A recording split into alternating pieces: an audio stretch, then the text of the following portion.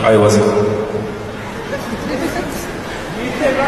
ең бірінші менің айтайын дегенім, сол жаңалықты өзі мамама телефон соғып хабарладым ғой.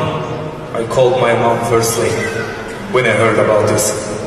Сол кезде мамам артынан айтады, енді қатты қуанғаннан кейін көршілермен бөліскісі келеді.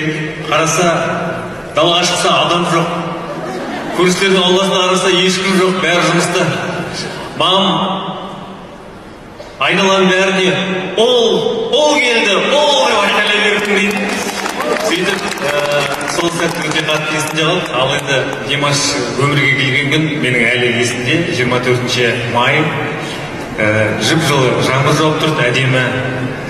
Бірақ керемет сезімде болғанмын.